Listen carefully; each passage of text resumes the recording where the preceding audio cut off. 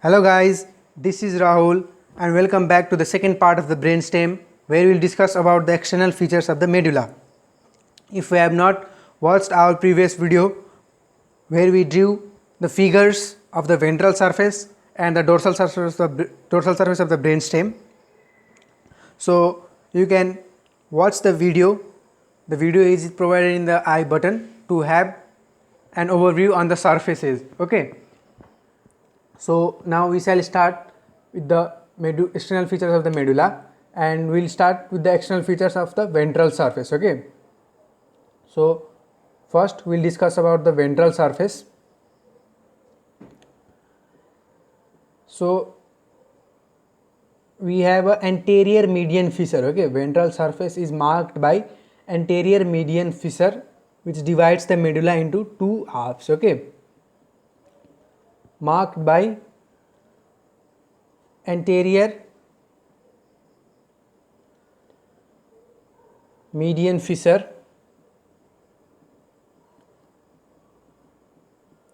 that divides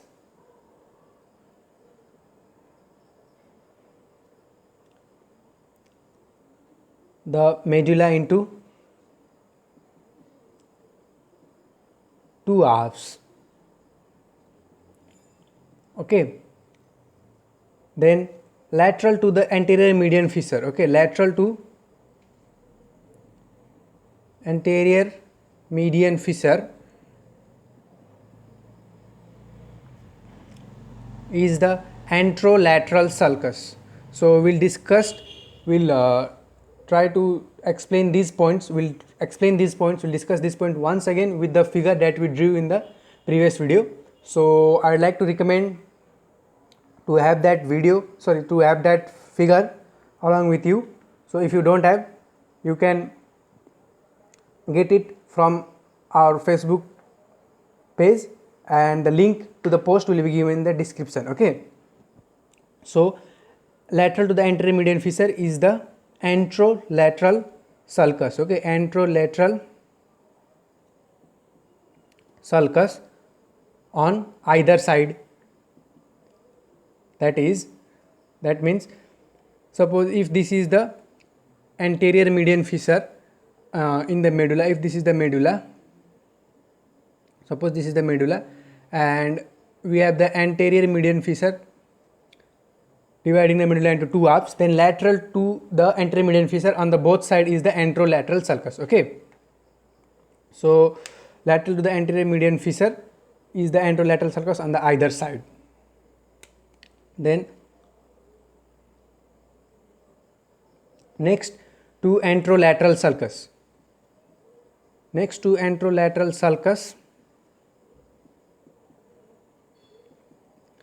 is the posterolateral sulcus. Okay, so don't get confused between posterolateral sulcus and posterior median sulcus. Okay, so if you have read this topic in your book, you might see posterior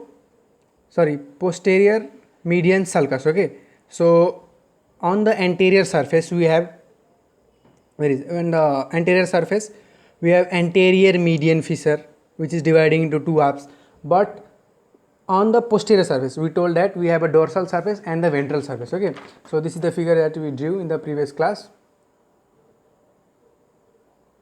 So when you come to the medulla, this is the medulla. Okay, this is the medulla. So this is the anterior median fissure dividing the medulla into two halves. This is the ventral surface. On the dorsal surface in the midline is the same at the midline is the posterior median sulcus. Okay, so I hope you saw the anterior median fissure. This is the anterior median fissure. Okay, anterior median fissure, and on the either side is the anterolateral sulcus. Okay, this is the anterolateral sulcus, this is the anterior median fissure. Okay, so let's get back to our topic. We'll again discuss when we'll discuss overall. So next to anterolateral sulcus is the posterolateral sulcus. Okay, then these sulci divides the medulla into three regions. Okay, divides the medulla into three regions, and the regions are anterior, lateral, and posterior regions. Okay, divides the medulla into three regions, and the regions are anterior region, lateral region,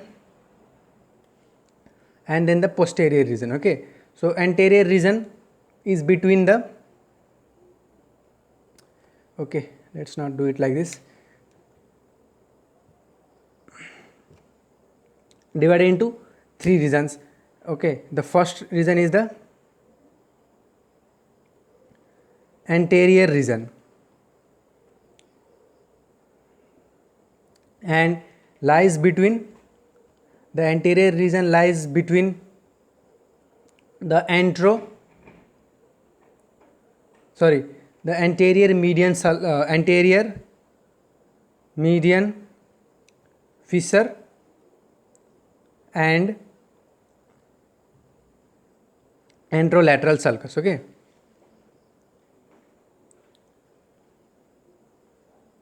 again let's get back to the figure.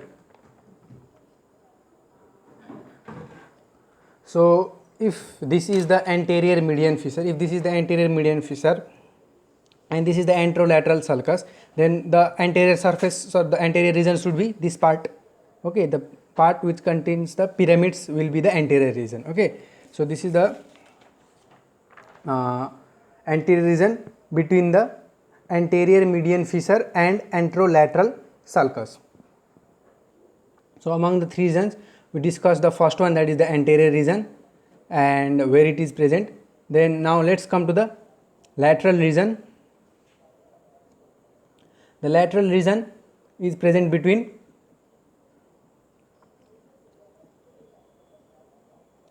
the anterolateral sulcus and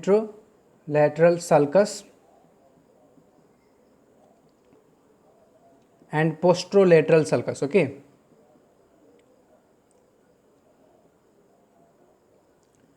then the last one, that is the posterior region.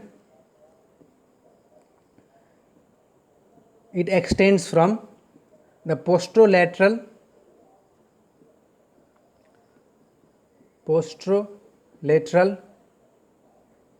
sulcus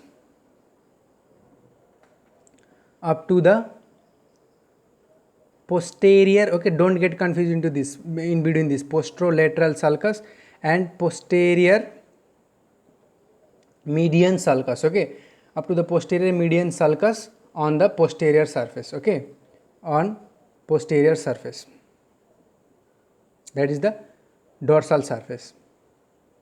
So these are the three regions formed by the sulci and the anterior median fissure on the ventral surface. Okay, and one thing you should remember, that in spinal cord, okay, the anterolateral sulcus and the posterolateral sulcus. Yes or no? We told that the next to the anterior median fissure are the anterolateral sulcus and the posterolateral sulcus. So both the posterolateral sulcus and the anterolateral sulcus in the medulla are present in the ventral surface, because we are discussing about the external features of the ventral surface. That is, the anterolateral sulcus and the posterolateral sulcus are present on the ventral surface. Both the sulci are present on the ventral surface of the medulla, but in case of spinal cord, the anterolateral is present on the ventral surface, while the posterolateral sulcus is present on the dorsal surface of the spinal cord. Okay, so this is one thing you should remember. You should keep in mind. I'll write it, okay, that also. In medulla, both anterolateral and posterolateral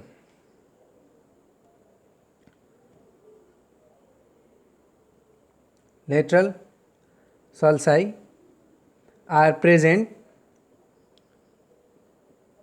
on the ventral surface, but in spinal cord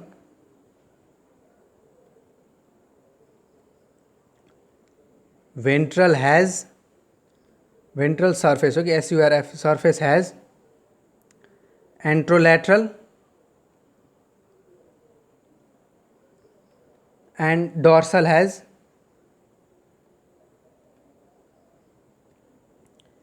posterolateral. Okay, so I hope you don't mind a bit, this became a bit congested. So if you are not able to see it, I'll give it a focus. In the medulla, both the anterolateral and the posterolateral sulci are present on the ventral surface, whereas in spinal cord the ventral surface has the anterolateral sulcus while the dorsal surface has, okay, the dorsal surface in because it would not fit, I wrote in just dorsal surface has posterolateral sulcus. Okay, now let's get back to the anterior median fissure. Okay, so the anterior median fissure traced upwards, okay, anterior median fissure traced upwards ends in a depression called foramen cecum, okay, ends in a depression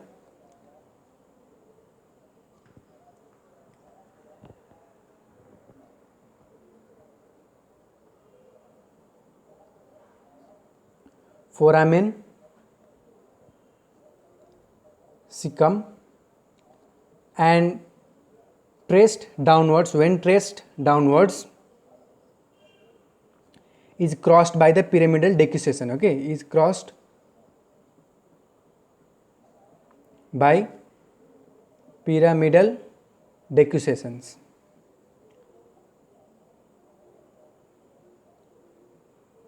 So we combined 2 points in a single point, okay, traced, so remember this, traced downwards is crossed by pyramidal decussation, while when traced upwards it ends in a depression called foramen cecum. Okay, so let's look at these features on the figure we drew. So here comes the figure and let's trace them. So see this is the anterior median fissure. Okay, now anterior median fissure traced upwards ends in a depression called foramen cecum, while the anterior median fissure traced downwards is crossed by the pyramidal decussations. Pyramidal decussation crossed by the pyramidal decussation. Yes or no? So this is the point that I was trying to say you. Now let's get back. So on the lateral aspect, okay, on lateral aspect on the upper side, sorry, on the lateral aspect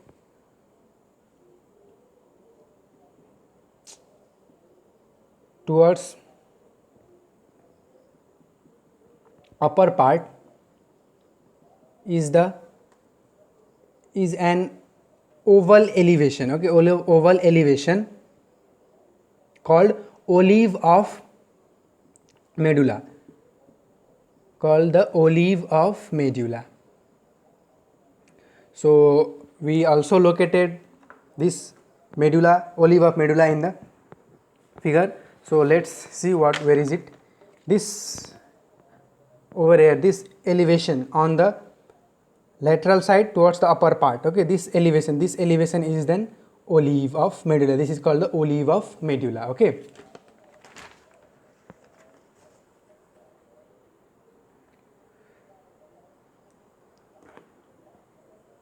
now let's discuss the nerves, which is what cranial nerves do arise from this part of the medulla. Okay, so as we saw in the previous video in the figure, third and fourth cranial nerve are arising from the midbrain, and 5, 6, 7 and 8 are arising from the pons, and 9, 10, 11 and 12 cranial nerves are arising from the medulla. Yes or no? So, cranial nerves,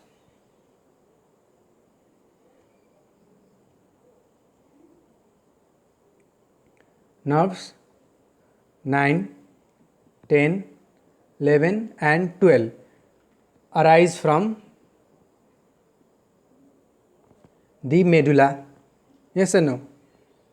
So, what is the ninth cranial nerve? It is the glossopharyngeal nerve. 10, vagus nerve. 11 is the accessory nerve and 12 is the hypoglossal nerve. Okay. So, 9, 10 and 11. 9, 10 and 11 arise from the posterolateral sulcus. Arise from the posterolateral sulcus,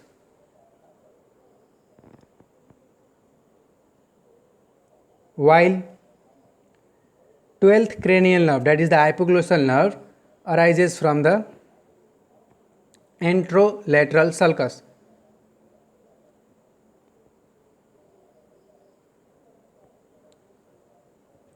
Okay, so let's locate that these points. Okay, so let's get back to our figure. So okay, this is the part. Okay, this is the figure. So this is the olive, this is the anterior median fissure, this is the anterolateral sulcus. Then apart from it, next to it will be the posterolateral sulcus. Yes or no? So obviously we cannot show it over here. So just so you see these are coming from the backwards or arising from below the olive. Okay, that side of the olive, that I mean to say it's arising from the posterolateral sulcus. Okay, this is the anterolateral sulcus. The next to it will obviously be the posterolateral sulcus. No, so they are arising from the posterolateral sulcus. How do I say that? Okay, they are arising from the posterolateral sulcus 9, 10 and 11. Yes or no? I hope you are able to understand it. This is the anterior median fissure. This is the anterolateral sulcus. Next to it is the posterolateral sulcus. Yes or no? Because this is a 2D diagram, we are not able to show the posterolateral sulcus. But imagine that this is the anterolateral sulcus, and somewhere over here this marker is showing the posterolateral sulcus. And if this is the anterolateral sulcus and this is the posterolateral sulcus, the nerves. Okay, this figure is like this. The nerves, the 9, 10 and 11 cranial nerves. 9, 10 and 11 cranial nerves are arising in somewhat this manner from the posterolateral sulcus. Okay, 9, 10 and 11, while the 12th cranial nerve arises from the anterolateral sulcus. This is this the anterolateral sulcus? See the rootlets. Oh shit. See the rootlets. This is the anterolateral sulcus. Yes or no? So see the rootlets of the 12th cranial nerve, they are arising from the anterolateral sulcus. Yes or no? So one thing I forgot to mention over here is that the 12th cranial nerve arises from the anterolateral sulcus in the form of several rootlets. Okay, several rootlets. So can you locate the rootlets in the figure? Yes, we can. Obviously these are the rootlets. These are the rootlets. Yes or no? These are the several rootlets from the anterolateral sulcus. Okay, so I hope you got the point. Now let's discuss about the dorsal surface.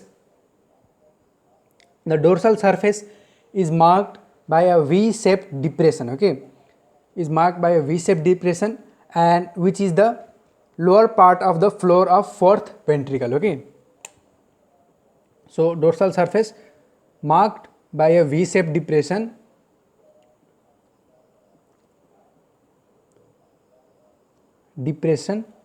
that is the floor of fourth ventricle. Okay,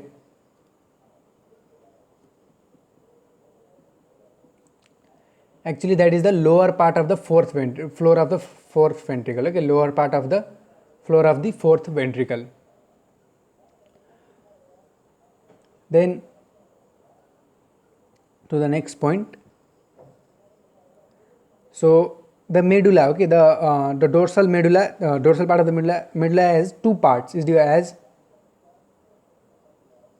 has two parts. Lower closed part with central canal,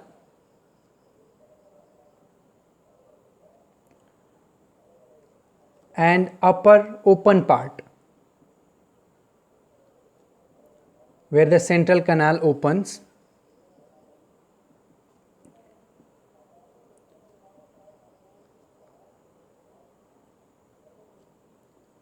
Canal opens to form the fourth ventricle, okay, opens to form the, not the fourth ventricle,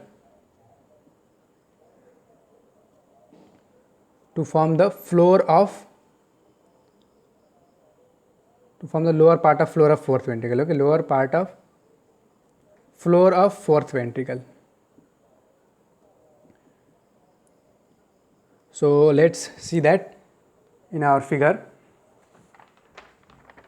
So this is the figure, okay, and this is showing the medulla. This is the medulla, and it is marked by a V-shaped depression, okay, marked by a V-shaped depression which forms the lower part, which is forming the lower part of the floor of the fourth ventricle, okay. This is the medulla, and it is marked by a V-shaped depression dorsal surface, okay. So and let's upper, this is the lower part, this is a closed part, and this is the upper part, okay, and you locate the central canal. It is shown that said that lower closed part with central canal. So you cannot locate the central canal over here. When you will draw the figures of the decussation, pyramidal decussation, sensory decussation, you will you can locate the central canal, okay. So lower central canal, that a lower closed part with central canal, and the upper open part where the central canal opens. It look like this, okay. Suppose when we do a section, when we have a section, then this is the central gray matter, and here is this is the location of the central canal, okay. So but in you'll notice that the central canal is being opened in the olivary and section, in the olivary section, at a section at the olivary level, okay, where you'll find a section somewhat like this. You'll find a section somewhat like this, okay. So this is the central canal, this is the opening of the central canal, where the central canal is opens, and nucleus or some other nucleus are arranged, and this is the where the central canal, this central canal is moving upwards and getting opened, okay, to form the floor of the fourth ventricle. So this is at the level of section at the level of olivary level. We'll discuss while discussing all the internal features. So for now, remember that has two parts. The medulla has two parts: upper lower closed part with central canal, and upper open part where the central canal opens to form the lower part of the fourth ventricle, okay. It will be much more clear when you discuss about the internal features. So now let's get back to the medulla. So now below the floor you will find three longitudinal elongations, okay. Below the floor there are three longitudinal means this, in this manner, okay. Longitudinal elevations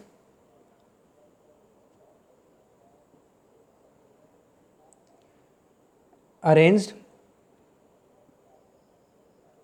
from medial to lateral, okay.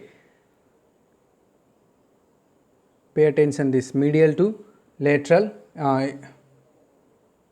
from medial to lateral, they are fasciculus,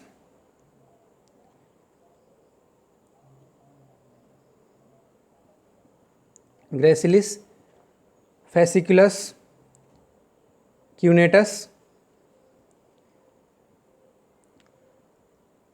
and inferior cerebellar peduncle, okay.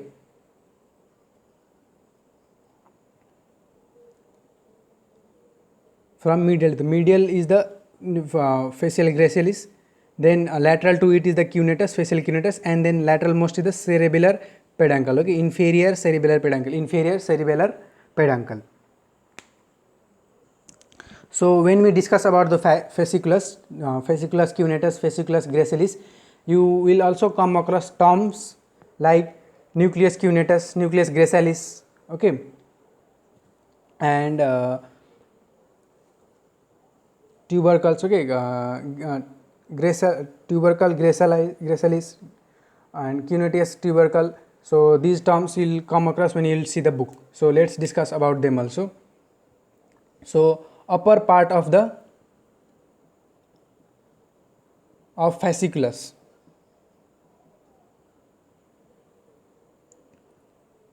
fasciculus will forms the tubercles, okay.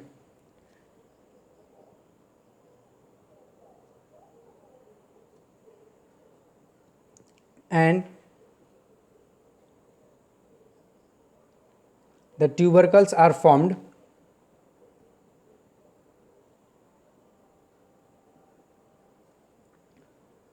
by underlying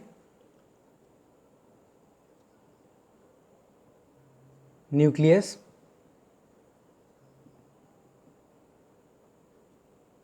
that is nucleus gracilis below the gracilis tubercle, okay, nucleus gracilis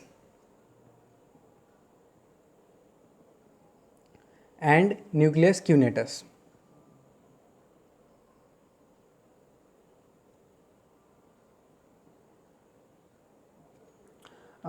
I hope you got the point. Nucleus cunetus.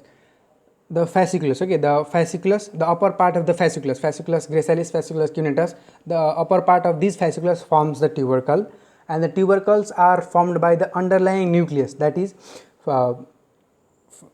tubercle gracilis is formed by the underlying nucleus, nucleus gracilis, and cunetus is formed by the nucleus cunetus, okay. I hope you are clear. So then let's come to the next point. We know that upper part is forming the lower part of the upper part of the medulla is forming the lower part of the floor of the fourth ventricle, and it has certain areas, okay. The upper part presents hypoglossal triangle on either side of the midline. Yes or no? We located in the previous video in the figure on the either side of midline. Then ventricular areas on the lateral part, ventricular areas on lateral side, and vagal triangle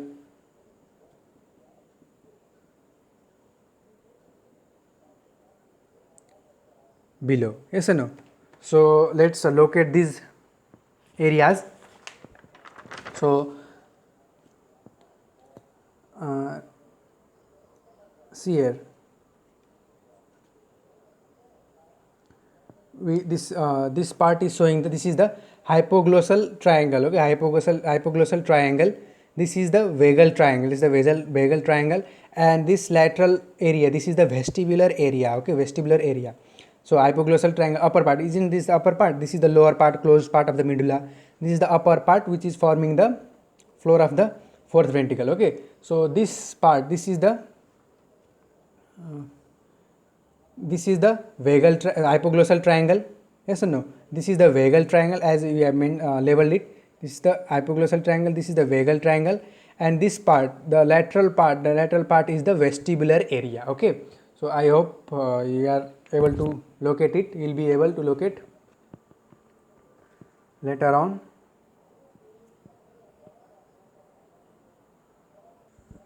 So in the lower part, okay, in the lower part, lateral to fasciculus cuneatus.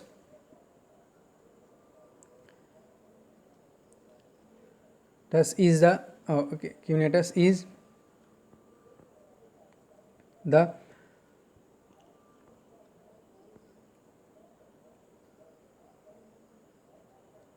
tuber cinereum, okay, which is formed by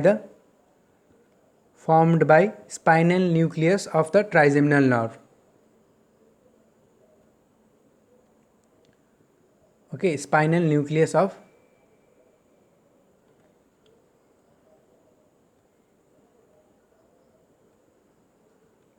trigeminal nerve. So here we complete the external features of the medulla, discussing about the external features of both the ventral surface and dorsal surface. So hope you are clear about this, clear about the external features.